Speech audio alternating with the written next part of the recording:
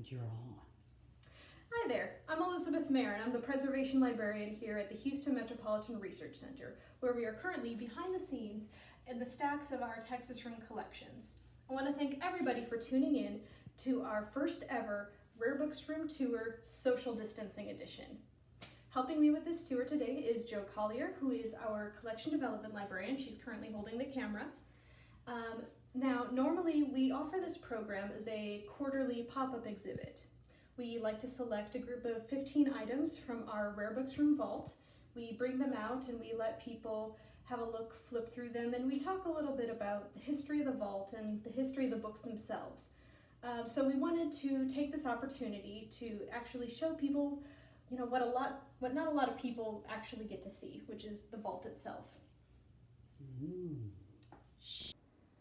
This vault contains some of the oldest and rarest items in our holdings.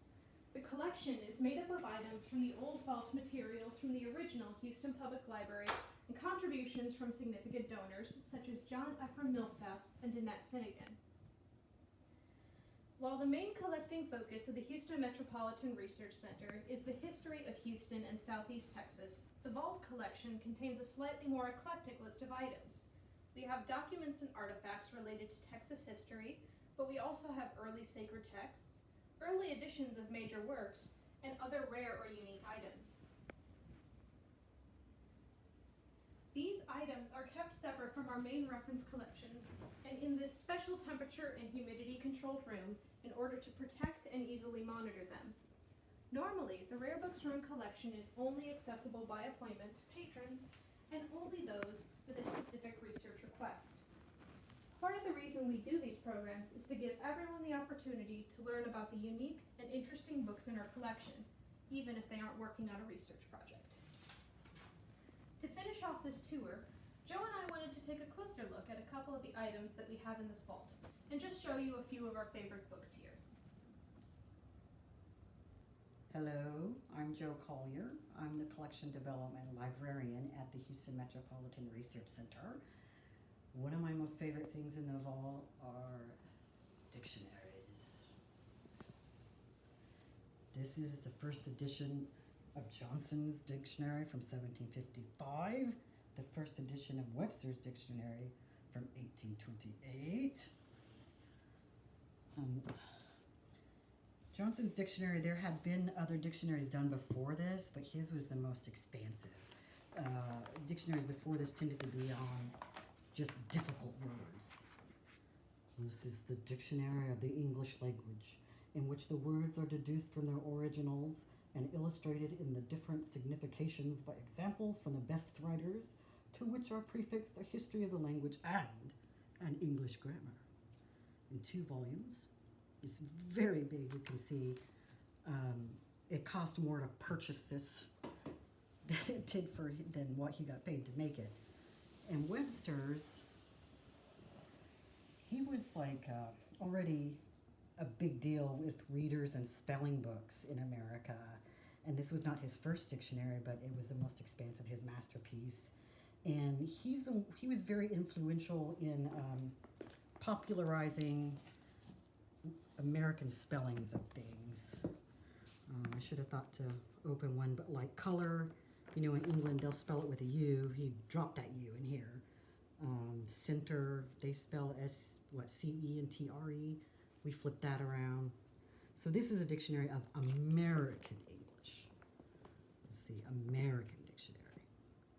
So, and he was like 70 when he did this. So, and I do believe that there's a digital version of the 1755 of Johnson online, but I couldn't find one of these in a quick search, but it's probably out there.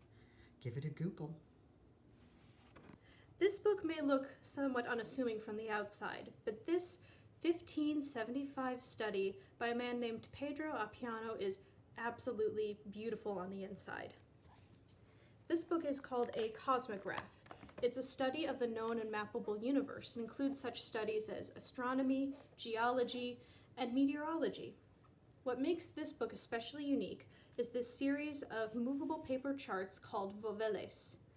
Each item is independently movable of each other. And what's especially interesting about this book is that despite its age, Each of these charts is fully intact and fully movable. One of the things we're always asked is, what is our oldest thing that we have? Dun, dun, dun. This is the oldest thing that we have. It is a cuneiform tablet, and it is a receipt for a single gazelle. It's what most of the cuneiform tablets are receipts, contracts, some different kinds of business negotiations. And if you're really into learning more about cuneiform, I would recommend Googling Irving Finkel. He works for the British Library, and he's a super nerd. He looks like Dumbledore's cousin. So this item here is one of a few Qurans that we have in our collection. This custom box was made on site. We've actually done this sort of box making treatment for quite a few of our books in the vault. This protects them from any kind of environmental damage. It's just a nice little added protective layer in addition to the protections of the vault itself. This book was rebound probably sometime in the 1700s or 1800s. It has an envelope style binding, which means it has this little fold over that covers the foredge of the book. And it also has sewn in end bands, which a lot of modern books, these are decorative pieces, whereas this is actually sewing the pages together. Now, while the binding is likely 1800s, the pages themselves are from the 14th century. This particular Quran was purchased in Baghdad, and it was donated to the library by Annette Finnegan, who is one of our major donors. Now, what's particularly fascinating about these books is that, unlike a lot of other books from this time period, the pages are actually made of paper rather than vellum or any kind of animal skin. You can see these are very delicate, extremely thin, and they also have a glossy surface that you can kind of see when I turn the pages here. This would have been achieved by soaking the pages in a starch mixture. They would have been dried out and then polished with smooth stones until it created a smooth, glossy surface. And once that was achieved, they would have been able to then inlay gold leaf and other colors. Let me find a great example here.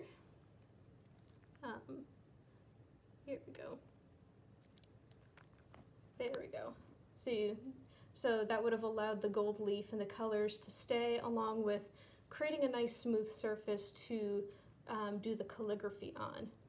Like I mentioned, we have a couple of Qurans in our collection, mostly from around the same time period, but this particular book has got to be one of the most heavily decorated pieces that we have in our collection. Every page, even if minimal, it has some form of decoration in the margins. It's absolutely stunning.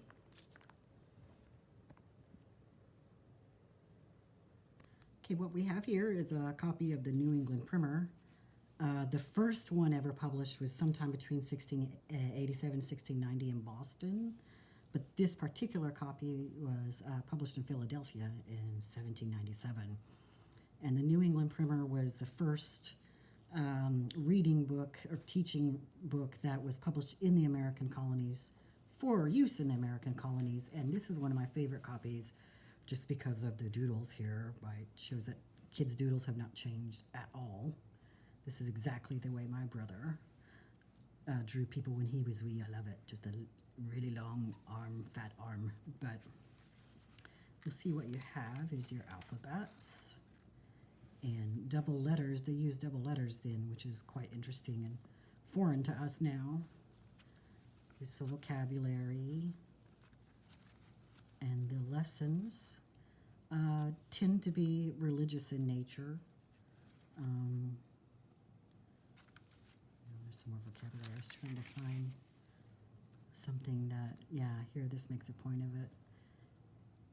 Remember thy Creator now in the days of your youth, And, I mean, at this time, the purpose of learning to read was so you could read the Bible.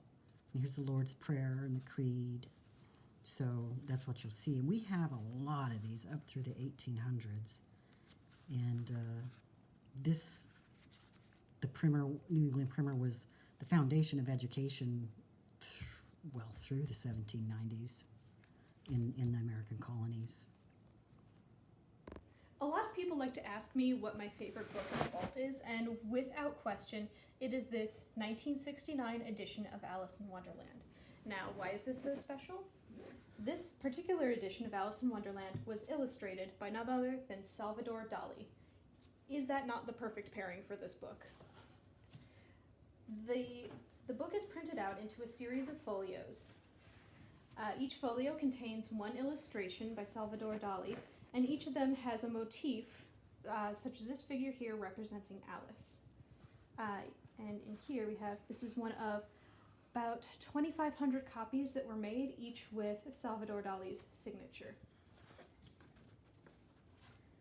Let's see. This might be one of the most recognizable illustrations here, the Down the Rabbit Hole.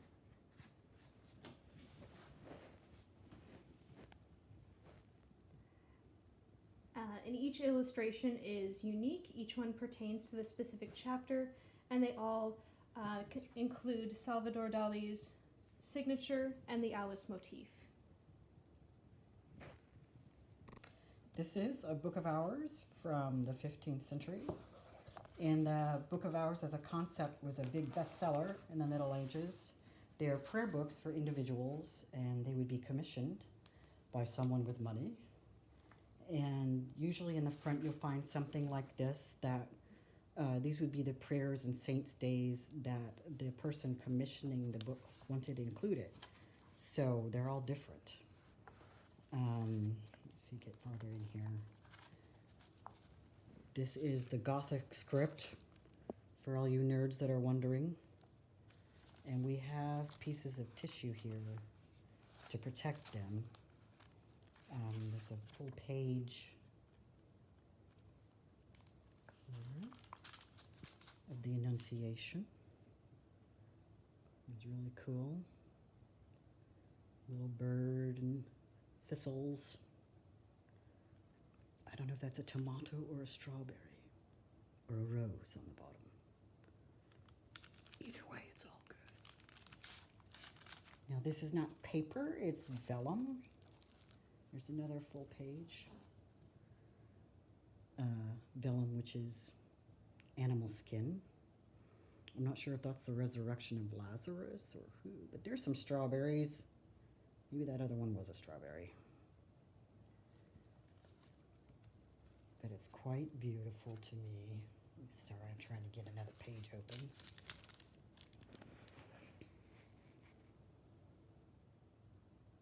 And I don't believe this does not look like the original binding.